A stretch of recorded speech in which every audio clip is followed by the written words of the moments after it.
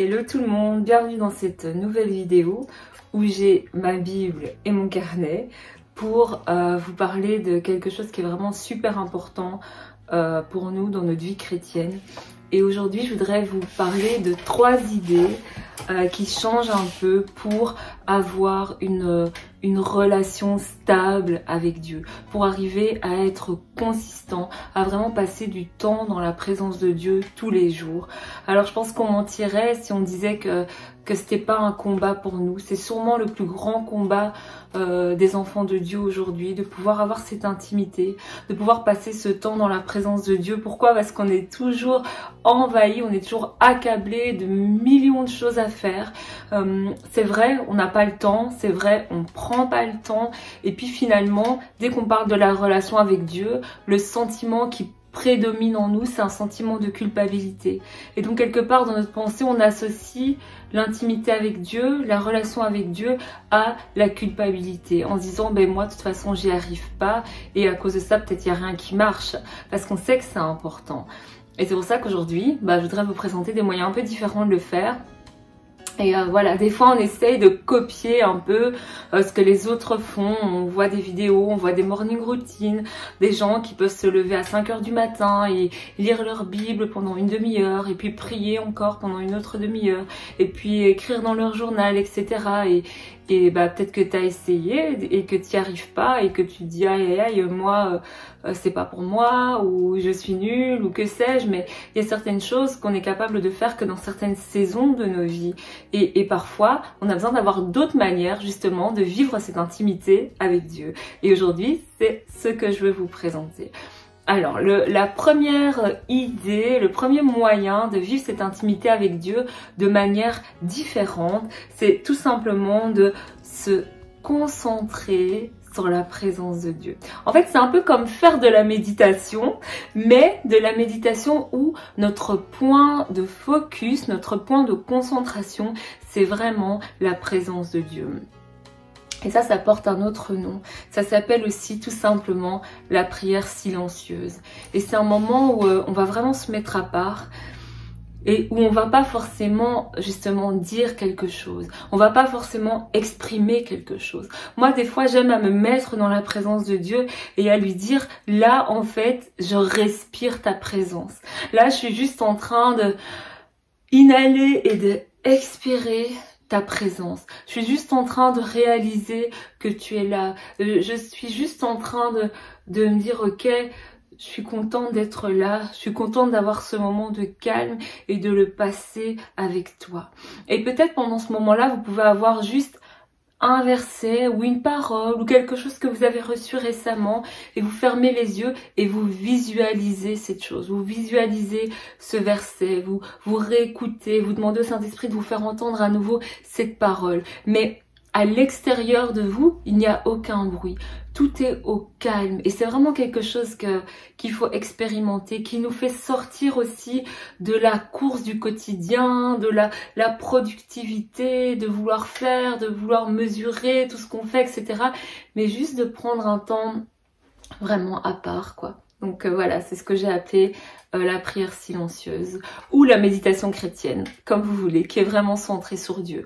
Alors par contre, un petit tips pour cette astuce-là, c'est que il faut pas, je vous déconseillerais de faire ça le matin au réveil, parce que quand on prend ce genre de temps, on va se poser, on va vraiment se concentrer, détendre son corps dans la présence de Dieu, on risque de se rendormir. Donc voilà, je vous conseille pas de faire ça directement au réveil, mais pourquoi pas après un temps de louange par exemple, de prendre ce temps et vraiment de vous relaxer et de vous concentrer uniquement sur la présence de Dieu.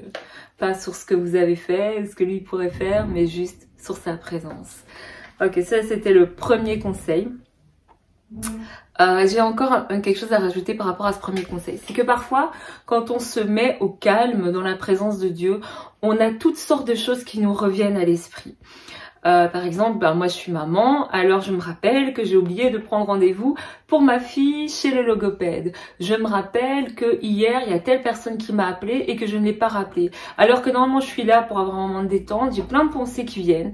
Et alors à ce moment-là, ce qu'il faut faire, c'est juste qu'il faut avoir un carnet à côté de soi et de noter ces pensées-là. Quand on les note, en fait, on les sort de notre tête. Ça nous permet aussi de ne pas les oublier et on peut alors débarrasser de la place pour pouvoir se concentrer sur la présence de Dieu. Donc voilà.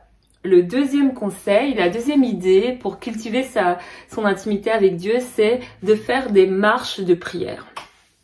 Alors c'est également un moyen d'être dans la présence de Dieu un peu différent, où on va pas s'asseoir sur son lit ou sur son fauteuil et donner ses sujets de prière, mais où on va prendre une démarche d'aller à l'extérieur, en fait prendre une démarche de se déplacer, comme si le déplacement physique qu'on allait faire, il représentait aussi spirituellement une mise à l'écart, où on va dans la présence de Dieu.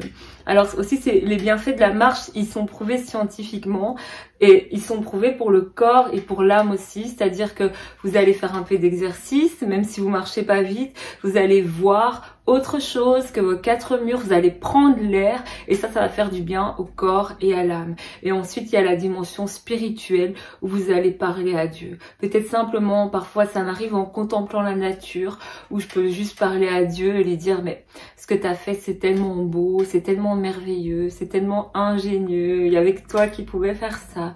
Ou aussi, parfois je peux aussi me décharger. De la même manière que quand je marche, c'est un moyen pour mon corps de décharger tout ce qui est stress, anxiété, pression. Mais de la même manière, quand je viens devant Dieu, je peux me décharger. Je peux lui dire tout ce qui me pèse, je peux lui dire tout ce qui m'a frustré, tout ce qui m'a énervé pendant cette journée, pendant cette semaine, tout ce qui m'a attristé, tout ce qui m'a découragé. Et alors que mon corps se vide par la marche, mon âme, mon esprit aussi se vide et voilà, je peux vraiment me décharger devant lui. Ça doit pas être des marches forcément d'une heure ou d'une heure et demie dans un endroit idyllique. Parfois c'est une pause de midi et c'est une marche autour du building dans lequel vous travaillez, mais c'est juste suffisant parce que Dieu, on le trouve partout en fait. Et si ça peut vous aider à cultiver votre intimité avec Dieu, voilà, c'est un peu différent et parfois ça nous permet aussi de nous concentrer différemment. Alors, le troisième moyen, troisième idée pour cultiver son intimité avec Dieu, c'est d'écrire des lettres à Dieu. Il y a des choses qu'on n'arrive pas toujours à dire, il y a des choses qu'on n'arrive pas toujours à exprimer. Et parfois c'est bon de prendre son stylo ou de prendre son téléphone et d'écrire une lettre à Dieu. Et d'ailleurs j'allais le dire, pourquoi pas écrire une lettre d'amour à Dieu. Je pense que des fois, surtout quand les choses nous pèsent, on a plus de facilité à exprimer à Dieu nos frustrations, nos désirs, ce qu'on voudrait qu'il fasse et on a plus de mal à s'arrêter sur qui il est et peut-être même sur ce qu'il fait déjà en fait. Et donc ça peut être bon de se poser et de lui écrire et de vraiment se concentrer sur son caractère, sur qui est Dieu pour toi en ce moment, sur comment il se révèle à toi dans ce que tu es en train de vivre. Et comme c'est pas quelque chose qui va nous sauter aux yeux, parce que nous, les êtres humains, ce qui nous saute aux yeux, c'est toujours ce qui ne va pas, bien ça peut être bon de s'asseoir et d'y penser volontairement en fait, de réfléchir à ça et de prendre, quand on s'assied pour écrire, avant d'écrire on réfléchit et donc on doit se poser et on doit vouloir le voir en fait. Et quand on veut le voir, ça nous saute aux yeux et puis on écrit à Dieu tous nos merci, toute notre reconnaissance, tout peut-être ce qu'on n'arrive pas à lui dire aussi par moment. Aussi quand on écrit, on a le temps de chercher ses mots, on a le temps de faire d'autres tournures de phrases. Vous savez que dans la Bible, il y a des livres qui sont des livres poétiques. Ça veut dire que Dieu, il aime aussi ça, qu'on puisse soigner par moment la manière dont on s'exprime, quand on va vers lui avec des mots un peu différents, qu'on n'a pas l'habitude d'utiliser, avec un certain style. Pourquoi pas, tout ça c'est de l'adoration, écrire c'est un art et tout art est une adoration pour Dieu. Ça me fait penser que vous pouvez aussi peindre, vous pouvez aussi dessiner et offrir par ce biais-là votre adoration à Dieu. Ce qui veut dire que quand vous êtes en train de peindre, de dessiner ou de faire votre truc, en fait, vous êtes dans votre intimité avec Dieu et vous êtes en train d'adorer Dieu. Donc voilà, vous avez une relation, vous êtes en train de travailler à votre relation avec Dieu. Alors il y a beaucoup de moyens de cultiver son intimité avec Dieu. Et parfois notre problème c'est que on se culpabilise tellement parce qu'on pense qu'il n'y a qu'un seul moyen de le faire, qu'il faut juste s'asseoir, qu'il faut juste se mettre à genoux, qu'il faut juste avoir sa Bible devant soi, avoir des notes devant soi. Bien sûr, c'est bien, mais il y a plusieurs moyens. C'est pas une relation de routine qu'on a avec Dieu, mais c'est une relation pleine de création, en fait. On peut créer des nouveaux moments avec lui et explorer une nouvelle manière de passer cette intimité avec lui. Donc on doit enlever nos barrières sur notre idée de ce que c'est d'avoir une relation avec Dieu.